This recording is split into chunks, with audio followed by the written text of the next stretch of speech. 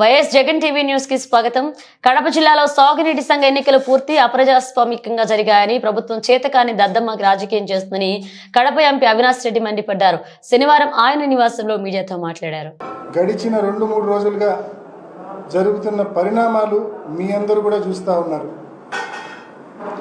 ఒక్కసారి మీ అందరూ కూడా గమనించండి. సహజంగా ఈ ప్రభుత్వము ఇరిగేషన్ డిపార్ట్మెంటు ఈ ఎన్నికలు కండక్ట్ చేస్తూ ఉంది. ఈ ఎన్నికల్లో ప్రధానంగా ఎవరైనా రైతు కంటెస్ట్ చేయాలి అంటే ఈ ఎన్నికల్లో టీసీ మెంబర్గా కంటెస్ట్ చేయాలంటే ఆ రైతుకు సంబంధించిన నీటి బకాయిలు అప్ టు డేట్ కట్టి ఉండాలా, విఆర్ఓ దగ్గర నో డ్యూస్ సర్టిఫికేట్ తీసుకొని ఉండాలనేది మ్యాండేటరీ. అవి ఉంటేనే ఆ రైతు పెట్టే నామినేషన్ వ్యాలిడ్ అవుతుంది. అవి లేకపోతే ఆ నామినేషన్ ఇన్వాలిడ్, అంటే చెల్లదు.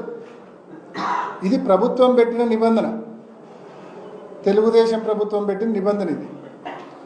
మరి ఆ నిబంధనలో భాగంగా నిజంగా వీళ్ళు ఎన్నికలు కోరుకునే వాళ్ళైతే విఆర్ఓలు అందుబాటులో ఉండి ఏ రైతు పైన కూడా పన్ను కట్టించుకొని నోటీస్ సర్టిఫికేట్ ఇచ్చే విధంగా ఉండాలి.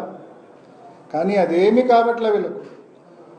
సగం మంది విఆర్ఓలు ఫోన్లు ఆఫ్ చేసుకొని ఉండారు. ఒక్క మాటలో చెప్పాలంటే మొత్తం విఆర్ఓలందరినీ మండల ఆఫీస్కి తరలించారు. అసలు ఏం పని, మండల ఆఫీసుల్లో 2 రోజుల పాటు విఆర్ఓలందరినీ మండల ఆఫీసులో పెట్టుకోవాల్సిన అవసరం ఏముంది అని చెప్పి మిమ్మల్ని అడుగుతా ఉన్నా. విఆర్ఓలందరూ కూడా సచివాలయాల్లో, గ్రామ సచివాలయాల్లో అందుబాటులో ఉండాలి. రైతులు వస్తే రైతుకు సంబంధించిన పన్ను బకాయి కట్టించుకొని వాళ్ళకు నో డ్యూ సర్టిఫికేట్ ఇవ్వాలి.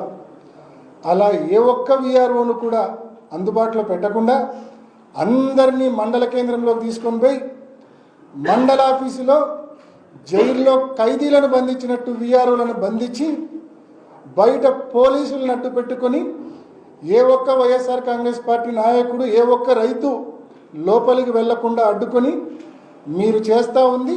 దీన్ని రాజకీయం అంటారా? ఇది చేతకాని దద్దమ్మలు చేసే రాజకీయం ఇది. ఇంకా మాట్లాడాలంటే పల్లెటూళ్ళ భాషలో చెప్తే ఫీల్ అవుతాడేమో ఆయన. నిజంగా ప్రజాస్వామ్యబద్ధంగా ఎన్నికలు కానీ జరిగి ఉంటే, రైతులు ఓటు వేసి ఉంటే, పులివెందుల ఇన్ఛార్జు, టీడీపీ ఇన్ఛార్జు రైతులు, పులివెందుల రైతులు సొక్కా ప్యాంటు ఇప్పి చంద్రబాబు నాయుడు మీద ప్రజల ముందు నిలబెట్టేవాళ్ళు. ప్రజాస్వామ్యబద్ధంగా ఎన్నికలు జరిగి ఉంటే ఆ ధైర్యం లేదు వీళ్ళకు, ఆ తెగువ లేదు. మీరు గతంలో ఎన్నికలు చూసింటారు, హోరాహోరీగా తలపడేది చూసింటారు. కానీ ఈ మాదిరి క్యాండిడేట్స్ కంటెస్ట్ చేస్తే ఓడిపోతామనే భయంతో నో డ్యూ సర్టిఫికేట్ కూడా క్యాండిడేట్లకు, అభ్యర్థులకు అందించకుండా ఉండే పిరికి పంద రాజకీయం ఇవాళ తెలుగుదేశం ప్రభుత్వం చేస్తూ ఉంది. చేతగాని దద్దమ్మలు ఎవరో ప్రజలు నిర్ణయిస్తారు.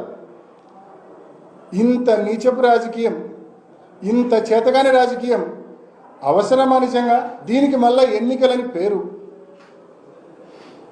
మొత్తం జైల్లో ఖైదీలను బంధించినట్టు బంధించి విఆర్ఓలందరినీ మండల ఆఫీసులో పెట్టి పోలీసులను అడ్డు పెట్టుకొని ఏ ఒక్కరికి కూడా నోటీస్ సర్టిఫికేట్ ఇవ్వకుండా మరి మీరు చేసిన ఈ తతంగం ప్రజాస్వామ్యబద్ధమా? ఇది నేను క్వశ్చన్ చేస్తూ ఉన్నా.